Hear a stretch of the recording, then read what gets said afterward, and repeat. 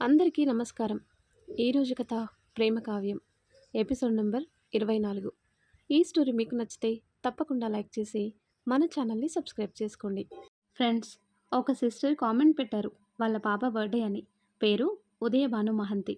So మీరందరూ తప్పకుండా wish చేయాలని కోరుకుంటున్నాను. ఉదయభాను, హ్యాపీ బర్త్డే తల్లి. నువ్వు ఇలాంటి పుట్టినరోజులు మరెన్నో జరుపుకోవాలని మనస్ఫూర్తిగా కోరుకుంటున్నాను. ఇక లేట్ చేయకుండా స్టోరీలోకి వెళ్దాం. అమ్మా మధు అంటూ లోపలికొచ్చింది భువన. ఏంటి నానమ్మా? మా మనవడు సాయంత్రం వస్తున్నాడా లేదా? ఆ విషయమే ఫోన్ చేసి అడిగాను నానమ్మా. ఆయనకేవో మీటింగ్స్ ఉన్నాయంటున్నారు, రావటం కుదరదని చెప్పారు. వీలైతే రేపు వస్తారన్నారని అబద్ధం చెప్పింది మధు. అవునా? పోనీలే, ఖాళీ లేనప్పుడు తను మాత్రం ఏం చేస్తాడు? నువ్వు బయటికి రా, కృష్ణ ఇంకా వీర్బావ వాళ్ళు వచ్చారు అని మధుని బయటికి తీసుకుని వెళ్ళింది. ఆ తర్వాత కట్ చేస్తే సాయంత్రం వరకు ఎంతో సందడిగా గడిచిపోయింది. మధుకు అసలు టైం అనేది తెలియలేదు. విక్రమ్ కూడా ఫోన్ చేయలేదు. ప్రభాకర్ విజయ దగ్గర కూర్చొని ఎన్నో కబుర్లు చెప్పాడు. అక్క తమ్ముడిని అలా చూడగానే భువన గారి కంట్లో నీళ్లు తిరిగాయి. తన కుటుంబం ఎలా ఉండాలనుకుందో ఇప్పుడు అలా ఉండేసరికి తన ఆనందానికి అవధులు లేవు. మధు సాహితీ పక్కన కూర్చుని వీర్, కృష్ణ చిన్ననాటి విషయాలు చెప్పటం మొదలుపెట్టింది. అందరూ ఆరు బయటే ఉన్నారు. మధు, ఏంటి చిన్న బావా? విక్కీ రాలేదు, ఒకసారి ఫోన్ చేయలేకపోయావా? చేశాను బావా, ఆయన మీటింగ్లో ఉన్నారు, రావటం కుదరదని చెప్పారు. తనుంటే బాగుండేది మధు. తన మాటలకి వెటకారానికి మనకి ఇంకా ఫుల్ జోష్ వచ్చేది అని కృష్ణ అనగానే మధు విక్కీని తలుచుకొని తనలో తానే సిగ్గుపడింది. నైట్ అందరూ హాల్లోనే నిద్రపోయారు. మధు సైలెంట్గా తన రూమ్కి వచ్చి టైం చూసింది. 11 అవుతుంది. ఫోన్ తీసుకుని చూసింది. ఆమె ముఖంలో ఎక్కడ లేని నిరాశ. విక్కీ దగ్గర నుంచి మెసేజ్ కానీ కాల్స్ కానీ లేకపోవడంతో ఆమె మనసు బాధగా మూలిగింది. ఉండబట్టలేక అతనికి ఫోన్ చేసింది, కానీ లిఫ్ట్ చేయలేదు. కోపం వచ్చిందో ఏంటో అనుకుని బాధగా తన రూమ్ నుంచి బయటకు వచ్చింది. బయట వాకిట్లో మంచంపై కూర్చుని ఉన్నారు ప్రభాకర్ గారు. ఏంటి మధు, నిద్ర రావటం లేదా? లేదు నాన్న, మీ ఒడిలో పడుకోనా? పర్మిషన్ దేనికిరా, పడుకో అని మధుని తన ఒడిలో పడుకోబెట్టుకోగానే ఆమె కళ్ళు చెమర్చాయి. ఏంట్రా డల్గా ఉన్నావు? అల్లుడికి ఇక్కడికి రావటం ఇష్టం లేదా? చచా, అలాంటిదేం లేదు నాన్న. ఆయనకి మీటింగ్స్ ఉండి రాలేదు, లేదంటే ఖచ్చితంగా వచ్చేవారు. అవునా?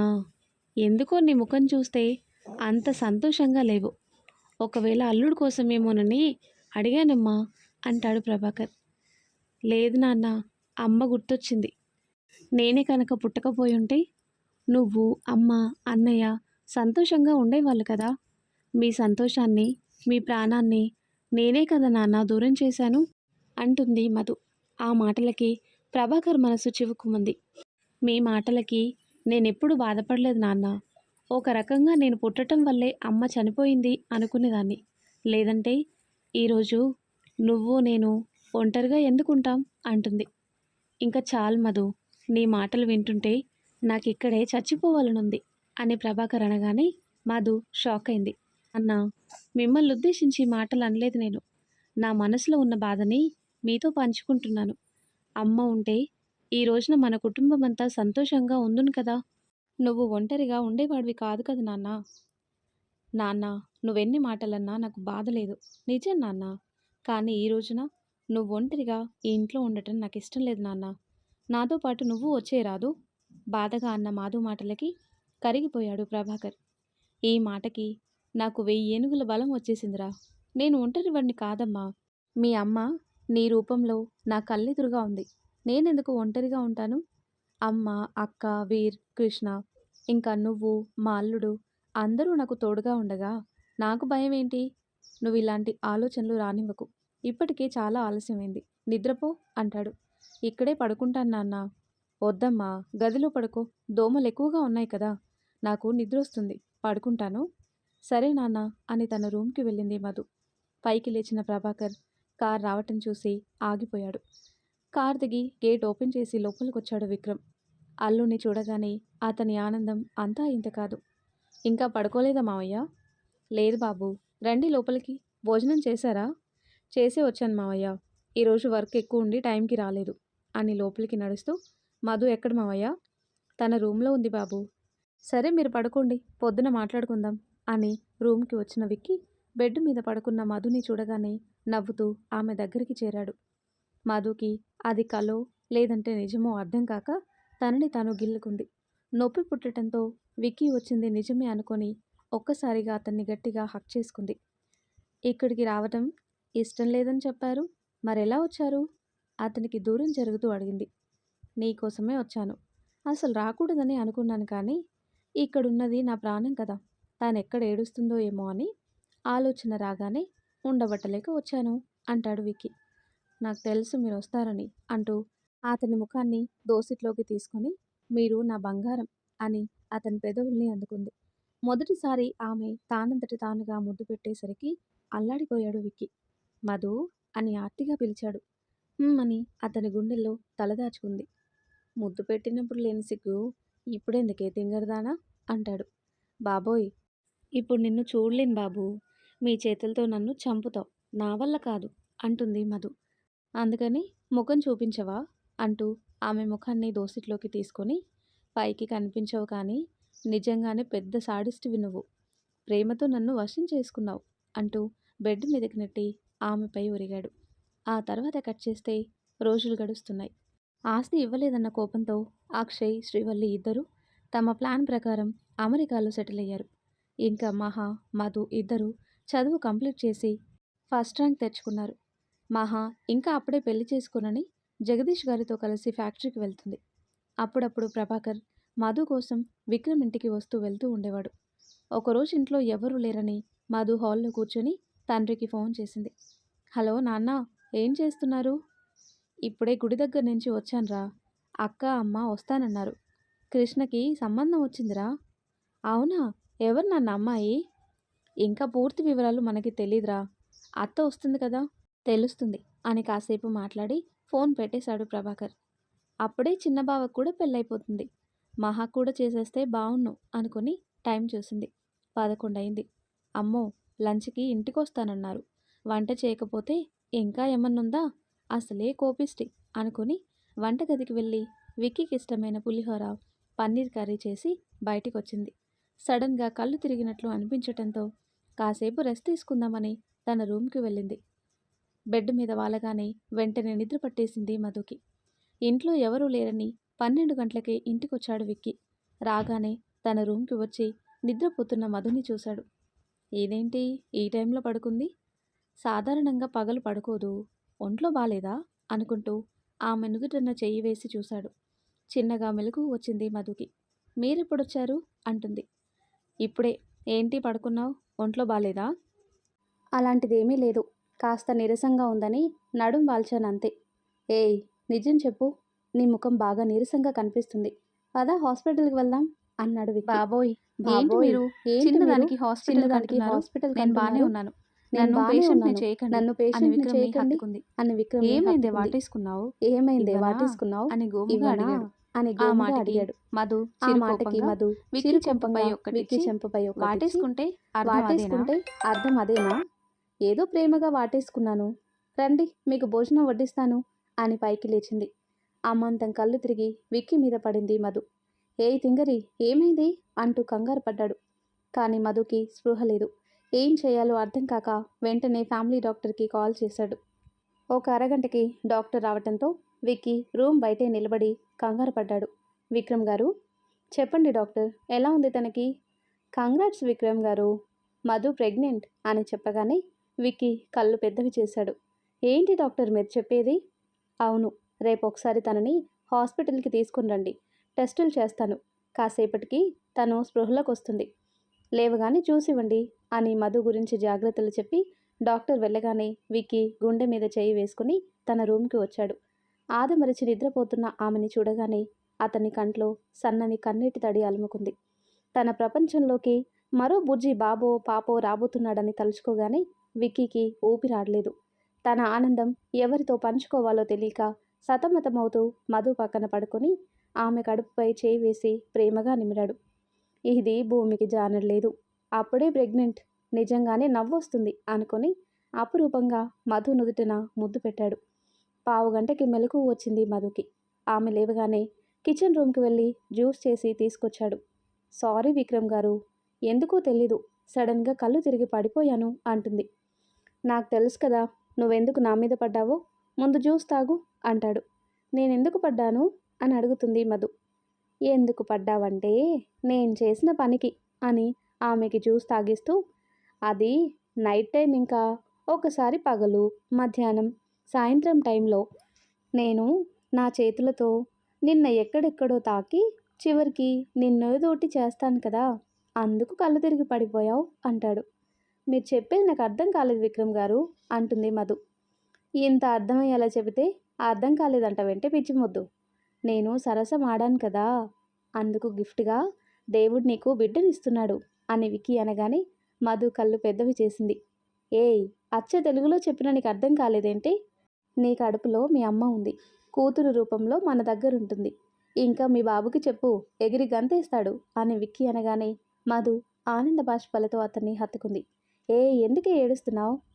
నాకు మాటలు రావటం లేదు, చాలా అంటే చాలా ఆనందంగా ఉంది అని ఎమోషనల్ అయింది మధు. సేమ్ ఫీలింగ్ మధు, ఈ విషయం డాక్టర్ చెప్పగానే నేను షాక్ అయ్యాను అని ఇద్దరు 5 నిమిషాల పాటు ఎమోషన్ అయ్యారు. అప్పుడే మీరు తండ్రి కాబోతున్నారు అంటుంది మధు. ఏమనుకుంటున్నావు విక్కీ అంటే? సరే, మనం తర్వాత మాట్లాడుకుందాం, కానీ ముందు పద భోజనం చేతువు. అసలు ఆకలి లేదు విక్రమ్ గారు అంటుంది మధు. అలా అంటే కుదరదు, పద అని నెమ్మదిగా ఆమెని కిందికి తీసుకుని వచ్చి తానే భోజనం తినిపించాడు.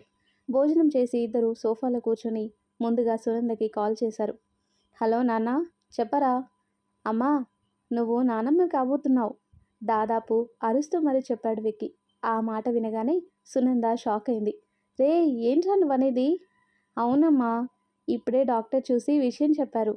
ఫంక్షన్ అవ్వగానే తొందరగా ఇంటికి వచ్చేయండి, మనం సాయంత్రం పార్టీ చేసుకోవాలి అని విక్కీ అనగానే, నాన్న మేమిప్పుడే బయలుదేరుతాం అని సునంద ఫోన్ కట్ చేయగానే మధు నవ్వుతూ విక్రమ్ని చుట్టేసింది.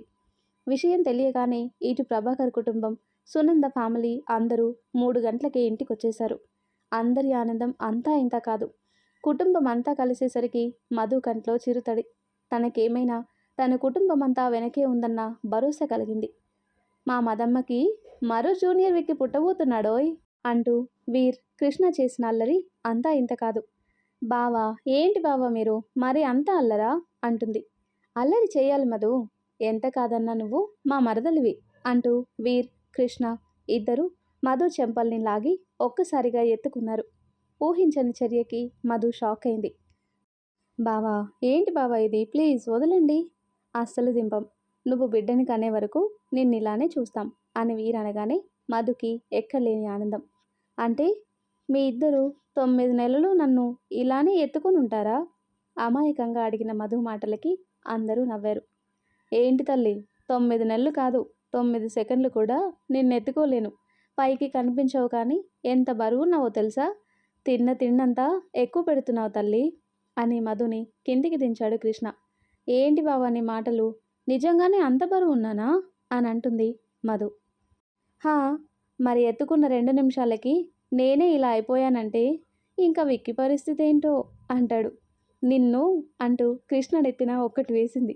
మీ అల్లరాపి ముందందరూ పాయసం తీసుకోండి అని భువన గారు పాయసం తెచ్చి టేబుల్ మీద పెట్టారు.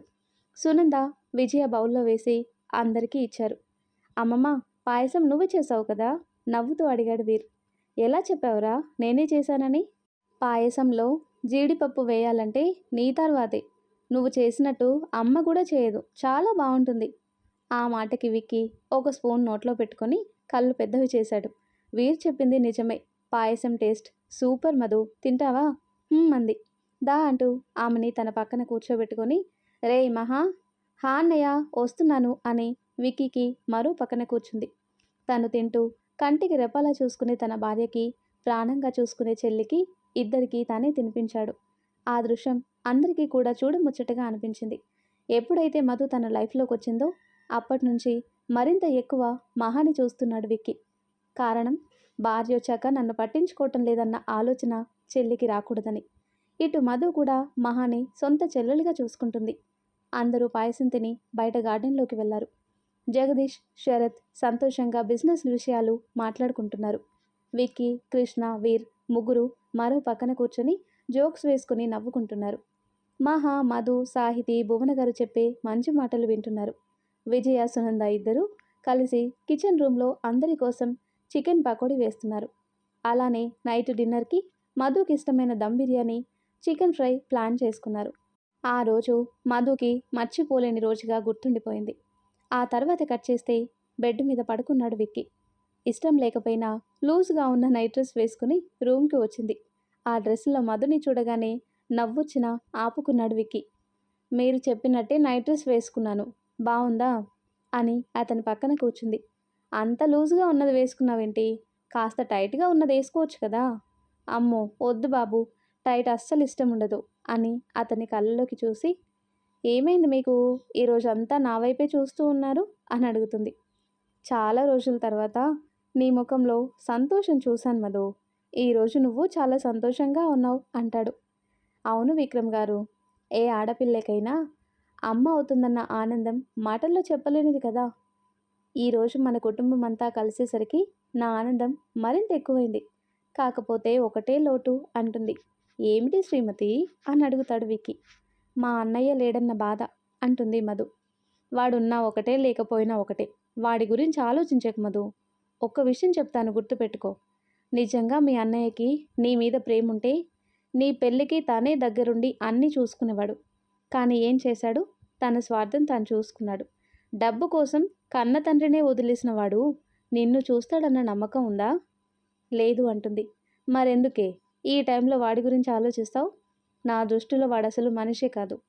ఇప్పుడంటే ఆలోచించావు, కానీ ఇంకెప్పుడు వాడి గురించి ఆలోచించి నాకు చిరాకు రప్పించకు అని చెప్తాడు విక్కీ. ఎంత కాదన్నా అన్నయ్య కదండి, అందుకే అలా ఆలోచించాను. చించుతావు. నీ పక్కనున్న నా కోసం ఆలోచించావు, కానీ వాడి కోసం బాగానే ఆలోచిస్తావు అంటాడు విక్కీ. ఇప్పుడు మీకేం తక్కువ చేశాను బాబు అంటుంది మధు. చాలా తక్కువ చేశావు. డాక్టర్ గారు నీకు 3వ నెల వచ్చే వరకు నీకు దూరంగా ఉండమన్నారు కదా, అదే నా బాధ అని విక్రమ్ అనగానే మధు ముసిముసిగా నవ్వుకొని అతన్ని హత్తుకుంది.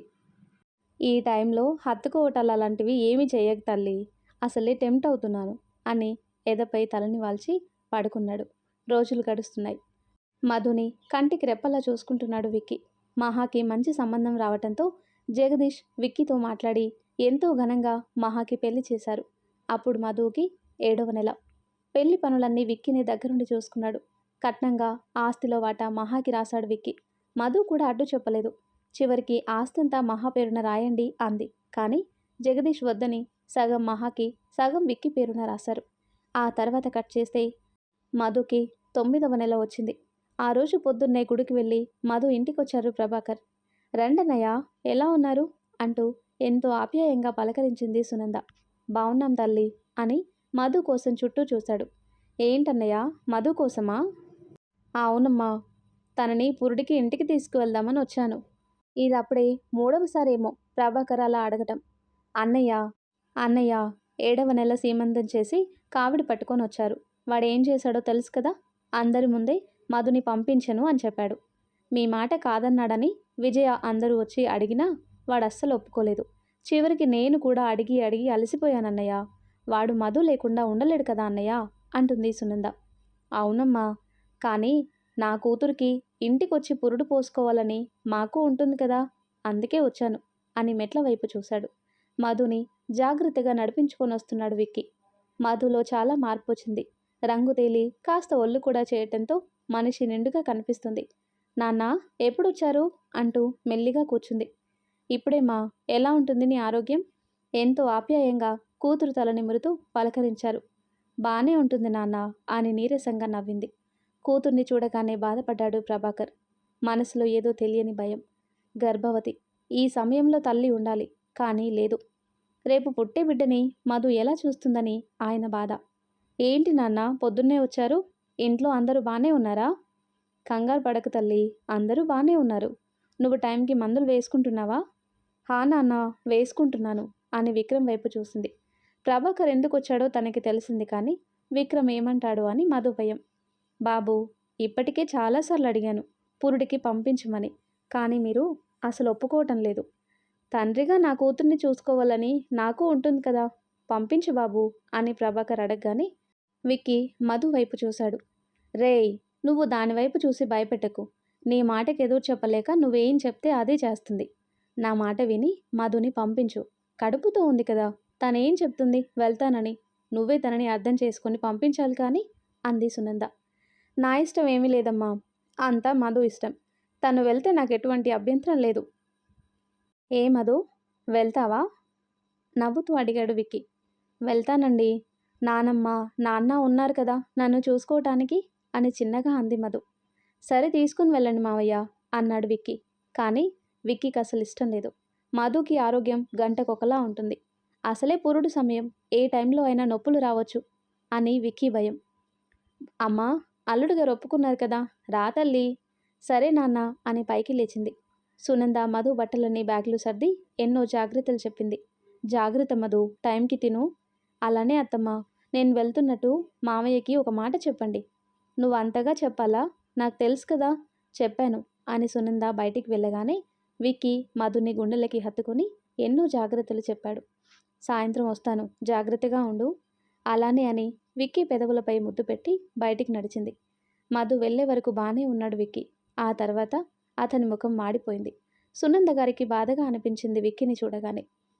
ఆ తర్వాత కట్ చేస్తే కూతుర్ని ఇంటికి తీసుకుని వచ్చి ఎంతో అపురూపంగా చూసుకుంటున్నాడు ప్రభాకర్. ఇటు విజయ, భువన, మధుకేం కావాలో అన్నీ వండి పెట్టేవాళ్ళు. ఈవినింగ్ టైం వర్క్ కంప్లీట్ చేసుకొని మధు దగ్గర కాసేపు టైం స్పెండ్ చేసి ఇంటికి వెళ్ళిపోయేవాడు విక్కీ. అక్షయ్కి బాబు పుట్టినా ఎవరికీ చెప్పలేదు. కారణం తానందరికీ దూరంగా ఉండాలని ముందుగానే నిర్ణయించుకున్నాడు. అక్షయ్ కోసం తలుచుకొని బాధపడటం వేస్ట్ అని ప్రభాకర్ ఇంకా వదిలేశాడు. ఒకరోజు మధు చాలా నీరసంగా ఉంది. విక్కీకి కాల్ చేసింది. హలో, ఏమండి? చెప్పు పొట్టి, ఏమైంది? మామూలుగానే అడిగాడు. కానీ అతని మాటల్లో ఏదో తెలియని కంగారు. మామూలుగానే చేశాను, ఏమీ లేదు. ఒకసారి నా దగ్గరికి రావచ్చు కదా అంటుంది. ఇప్పుడా? ఏమైంది? నా కోసం కాకపోయినా మీ బిడ్డ కోసమైనా నా దగ్గరికి రారా?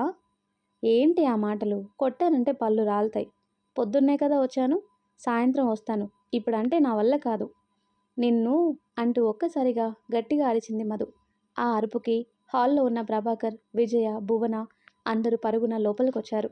నొప్పులు మొదలయ్యి అల్లాడిపోతుంది మధు. అరే ప్రభా, కార్తీ, మధుకి నొప్పులు మొదలయ్యాయి అని భువన గారు అనగానే ఫోన్లో ఆ మాటలు విన్న విక్కీ వెంటనే చక్రిని మీటింగ్స్ క్యాన్సిల్ చేయమని చెప్పి సునందకి విషయం చెప్పి హాస్పిటల్కి కార్ పోనిచ్చాడు. అప్పటికే మధుని రూమ్ లోపల పెట్టారు.